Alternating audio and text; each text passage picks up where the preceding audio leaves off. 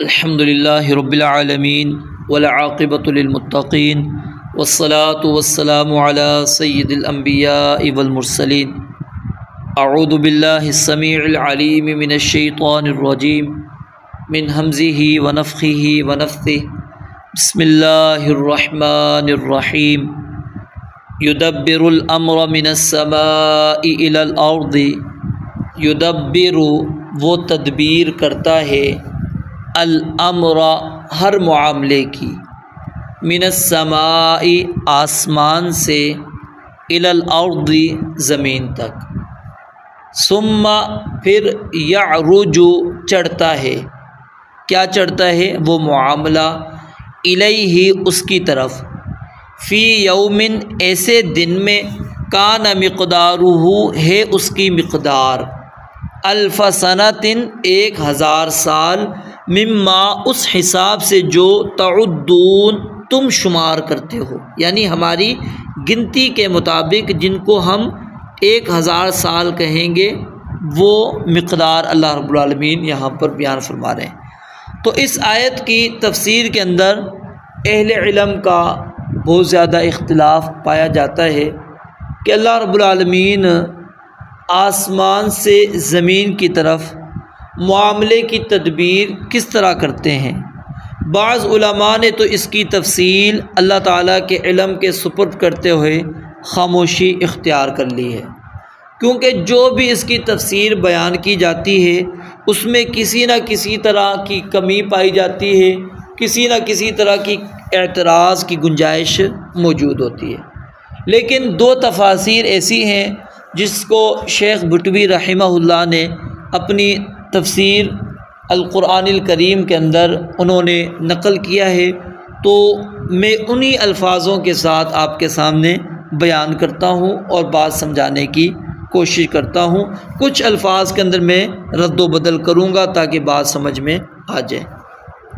پہلی تفسیر وہ یہ نقل کرتے ہیں کہ اللہ تعالیٰ جو فیصلہ فرماتا ہے اس فیصلے کو آسمان سے زمین کی طرف نافذ فرماتا ہے، پھر اس کے نافذ ہونے کی خبر اوپر اس کی طرف ایک ایسے دن میں جاتی ہے جس کی مقدار آسمان سے زمین پر اترنے اور پھر اس کی طرف چڑھنے میں دنیا کے 1000 سال کے برابر ہے، کیونکہ آسمان و زمین کا فاصلہ کتنا ہے؟ آسمان و زمین کے درمیان فاصلہ 500 سال کا ہے، تو اترنے اور اوپر جانے کا فاصلہ کتنا بنا؟ 1000 سال۔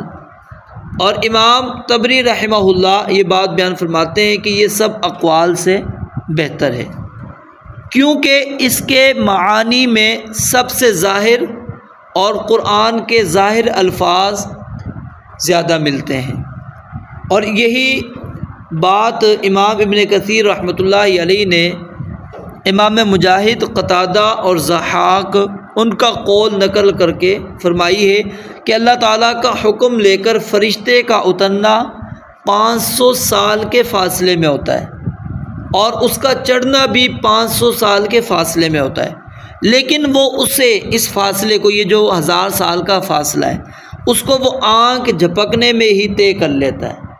تو اس لحاظ سے اللہ رب العالمین نے فرمایا فی یوم کان مقدارہ الف سنۃ مما تعدون، کہ یہ تمہاری گنتی کے اعتبار سے 1000 سال ہے، لیکن اللہ رب العالمین کا جو فرشتہ اترتا اس کے لحاظ سے 1000 سال نہیں ہے۔ اب اس تفسیر کو جو میں نے ابھی بیان کی، کیونکہ اس کے اندر کون لے کر فیصلے اترتے ہیں؟ فرشتے۔ اس آیت سے پھر جاہل جو صوفی ہیں اور جو مشرکین ہیں وہ استدلال کیا کرنے کی کوشش کرتے ہیں کہ اللہ تعالیٰ نے اس کائنات کو بنانے کے بعد آسمان و زمین کی تخلیق کی، اور اس کے بعد اللہ رب العالمین نے اس نظام کو اپنے جو محبوب ہیں، اپنے جو پیارے ہیں ان کو دے دیا، اور اللہ رب العالمین فارغ ہو چکا ہے، اب سارا نظام وہی چلا رہے ہیں۔ اور پھر انہوں نے باقاعدہ عہدے بنا رکھے ہیں کہ جس کے مطابق کیا ہے، کوئی ولی قیوم کے مرتبہ پر ہے ان کا، کوئی غوث کے غوث کے رتبے پر ہے، کوئی قطب کے رتبے پر ہے، کوئی ابدال ہے، کوئی اوتاد ہے، تو انہوں نے اپنا ایک نظام بنا لیا اور کہا کہ یہ کائنات کا نظام یہ اولیاء اللہ ہی چلا رہے ہیں، اللہ کے جو ولی ہیں وہ چلا رہے ہیں، اللہ رب العالمین کی ضرورت نہیں۔ تو اللہ رب العالمین نے ان کے اس فاسد عقیدے کی یہاں پر تردید کر دی، رد کر دیا، اور کیا فرمایا کہ وہ اللہ رب العالمین معاملے کی تدبیر آسمان سے زمین کی طرف کرتا ہے کہ جس کی مقدار 1000 سال کے فاصلے میں ہے، لیکن وہ ہر معاملے کی تدبیر کرتا ہے اور اس کی پوری طرح خبر بھی رکھتا ہے۔ تو اس لیے لہٰذا اس اکیلے کی ہی عبادت کرنی چاہیے، اسی سے ہی مانگنا چاہیے، اور اس کے سوا کسی اور کی عبادت نہیں کرنی چاہیے، کیونکہ جب اس نے اپنے کسی کام کی تدبیر میں کسی کو شامل نہیں کیا تو پھر عبادت کے اندر کس طرح ہم اللہ رب العالمین کے شریک بنا لیتے ہیں۔ اب ہمارے ہاں غوث اعظم کس کو کہا جاتا ہے؟ شیخ عبد القادر جیلانی رحمۃ اللہ علیہ کو، کہ سب سے بڑا عہدہ ان کو ہم نے دے رکھا ہے، پھر لوگ ان کو پکارتے ہیں مصیبتوں کے وقت، تکلیفوں کے وقت۔ اور دوسری تفسیر شیخ بٹوی رحمہ اللہ کیا بیان فرماتے ہیں کہ اللہ تعالیٰ آسمان و زمین کو پیدا کرنے کے وقت سے لے کر آسمان سے اپنی مخلوق اور زمین کے ہر معاملے کی تدبیر کر رہا ہے، اور یہ سلسلہ ان کے فنا ہونے تک جاری رہے گا۔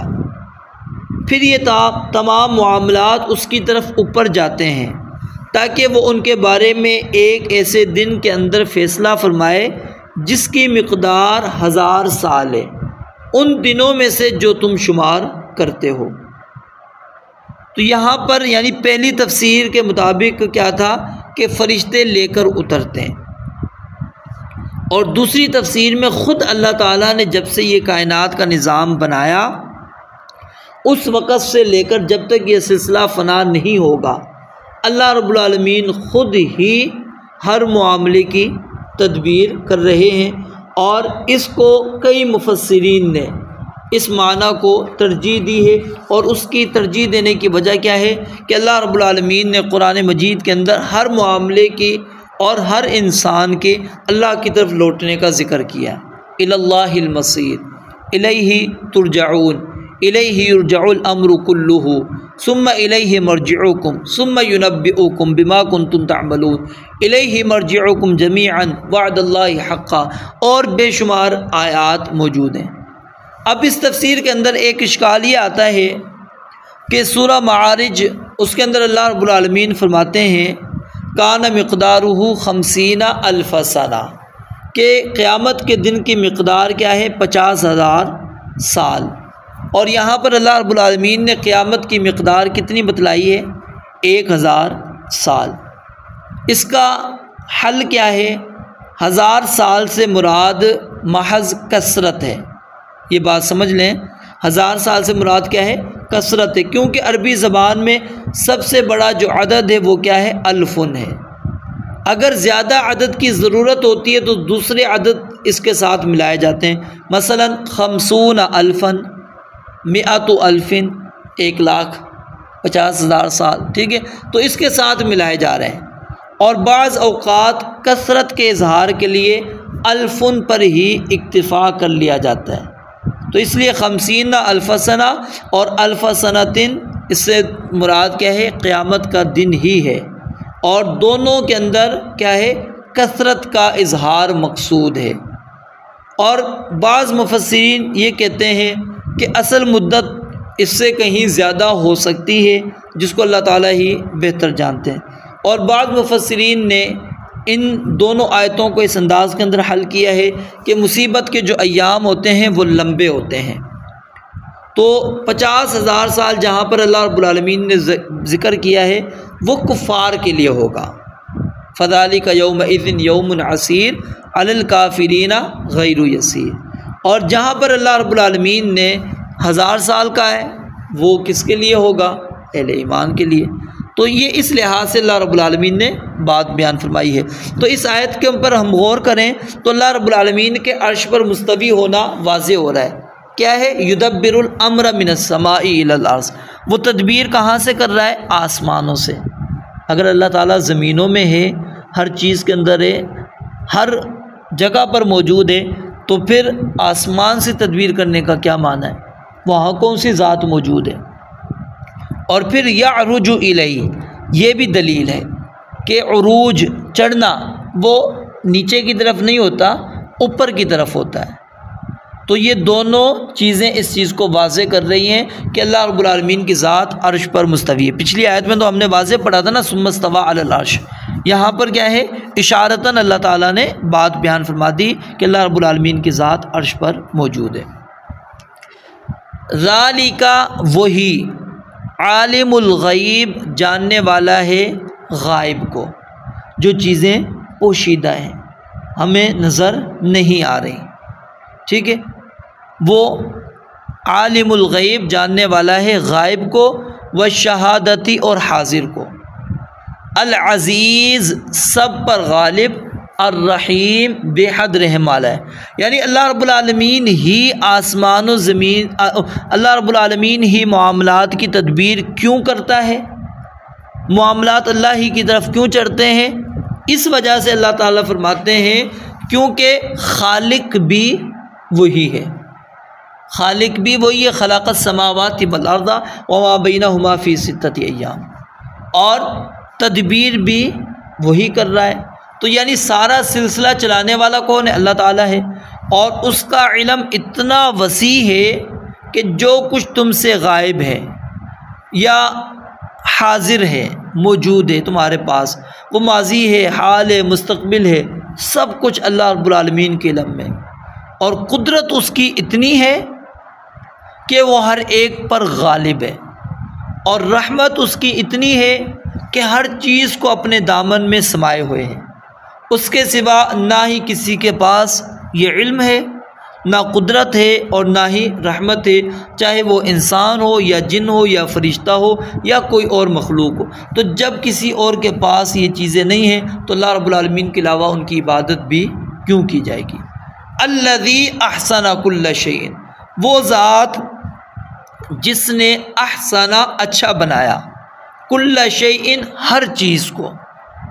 اب ہر چیز کے اندر، کائنات کے اندر جتنی بھی بے حد و حساب چیزیں موجود ہیں، سب کی سب اس کے اندر آ جاتی ہیں، کیونکہ ان سب کا خالق اللہ تعالیٰ ہے، اور ان سب کو اللہ تعالیٰ نے ایک بہترین شکل و صورت کے اندر اللہ رب العالمین نے پیدا کیا، اور سب سے خوبصورت اور عمدہ صورت اللہ رب العالمین نے بنائی، کل شیء، ہر چیز کو، خلقہ، جسے اس نے پیدا کیا، وبدأ، اور اس نے شروع کی، خلق الانسان، انسان کی پیدائش، من طین، مٹی سے، تھوڑی سی مٹی، یہ تنوین کس کی ہے؟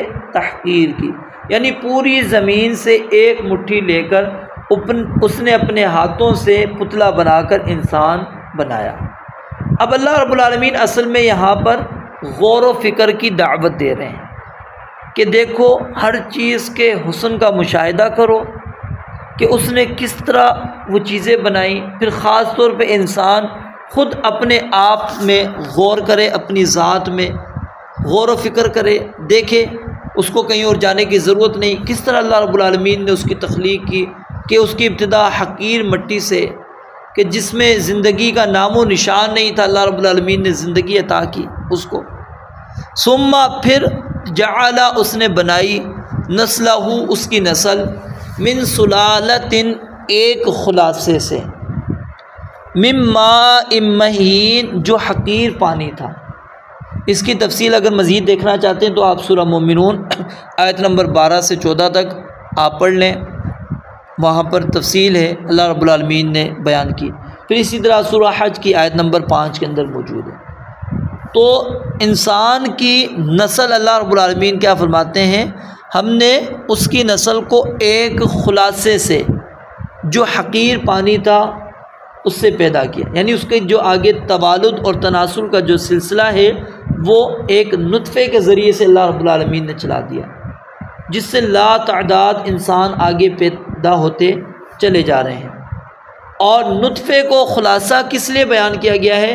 اطباء کے مطابق یہ غذا کے چوتھے ہضم کے نتیجے میں وجود میں آتا ہے، جبکہ خون تیسرے ہضم کے بعد پیدا ہوتا ہے، اور اعضائے بول سے نکلنے کی وجہ سے اس پانی کو کیا کہا؟ مہین۔ اور منی کے اس قطرے میں لاکھوں جرثومے ہوتے ہیں جو طاقتور خوردبین کے بغیر نظر نہیں آتے، جن میں سے ہر جرثومہ رحم میں مکمل انسان بننے کی استعداد رکھتا ہے، لیکن اللہ رب العالمین نے ہر نطفے سے اور ہر جرثومے سے تخلیق نہیں کی۔ ٹھیک ہے، یہ اللہ رب العالمین کی یہاں پر قدرت، اس کی اللہ رب العالمین کی تخلیق کی عجائب اس کا بیان ہے۔ ثم سواہ، پھر اس نے اسے درست کیا، اس انسان کو درست بنایا، یعنی اس انتہائی چھوٹے سے جرثومے کو ماں کے رحم میں پیوست کر کے اس کو علقہ بنایا، پھر مضغہ بنایا، پھر ہڈیوں کا ڈھانچہ چڑھایا، پھر اس کے اوپر گوشت پوست پہنا دیا، پھر اس کے بعد اس کو ایک بہترین اور درست انسان بنا کر اس دنیا کے اندر بھیج دیا۔ وَنَفَخَ فِيهِ، اور اس میں پھونکا مِن رُوحِهِ، اپنی روح سے۔ یہاں پر مِن رُوحِهِ کہنے کا جو مقصد ہے وہ یہ ہے کہ اللہ رب العالمین نے انسان کو شرف دیا ہے، جیسا کہ ساری کی ساری اونٹنیاں اللہ کی ہیں، لیکن جو صالح علیہ السلام کو اللہ تعالیٰ نے اونٹنی دی تھی اس کو ناقۃ اللہ کہہ دیا۔ اب تمام مساجد اللہ ہی کی ہیں لیکن کعبے کو بیت اللہ کہہ دیا، تو یہ ایک اضافت تشریفی کہلاتی ہے۔ تو اضافت تشریفی کے طور پر اللہ رب العالمین نے یہاں پر یہ بیان فرمائی ہے کہ من روحہ، اپنی روح سے، اپنی روح سے، کیونکہ روح بھی کس نے پیدا کی ہے؟ اللہ تعالیٰ نے۔ وجعل، اور بنائے، لکم، تمہارے لیے، السمع، کان، والابصار، اور آنکھیں، والافئدہ، اور دل، قلیلا ما، بہت کم، تشکرون، تم شکر کرتے ہو۔ اب یہاں پر غور کریں، پہلے اللہ رب العالمین نے کون سے صیغے استعمال کیے؟ غائب کے۔ اب جیسے ہی روح پھونک لی، اس کے بعد اللہ رب العالمین نے حاضر کا صیغہ بیان کر دیا، وجعل لکم السمع، کیونکہ روح پھونکنے کے بعد جیتا جاگتا انسان وجود میں آ جاتا ہے، تو اس لیے اس کو خطاب کیا گیا۔ اور یہاں پر غور کریں، اللہ رب العالمین نے وہ علم ہمیں عطا کیا جس کا علم ہمیں پہلے نہیں تھا، اور اللہ رب العالمین نے علم حاصل کرنے کے ذرائع ہمیں دے دیے، اور وہ کیا ہیں؟ السمع، کان، والابصار، آنکھیں، والافئدہ، اور دل۔ اب سوال یہاں پر یہ پیدا ہوتا ہے کہ سب سے پہلے اللہ رب العالمین نے یہاں پر کانوں کا ذکر کیوں کیا؟ کیونکہ علم حاصل کرنے کے ذرائع میں سے سب سے پہلے سننے کی نعمت اللہ رب العالمین نے اس لیے ذکر کی کیونکہ کان ہر حال میں اپنا کام کرتے ہیں، حتیٰ کہ انسان سویا ہوا بھی ہوتا ہے، کوئی تیز آواز آئے وہ اس کے جگانے کے لیے کافی ہو جاتی ہے۔ جب آنکھیں بند انسان کر لیتا ہے، سو جاتا ہے، تو دیکھنے کا عمل کیا ہے؟ رک جاتا ہے، اور سوچنے سمجھنے کا عمل ان دونوں کے بعد شروع ہوتا ہے۔ تو اس لیے پہلے کان کا ذکر کیا، پھر آنکھوں کا، اور پھر اس کے بعد الافئدہ، دل کا ذکر کیا، اور آگے فرمایا قلیلا ما تشکرون۔ یہ سب باتیں ایسی واضح ہیں کہ تم میں سے ہر ایک کے مشاہدے میں آتی ہیں، اور اس کے باوجود تم بہت کم شکر کرتے ہو۔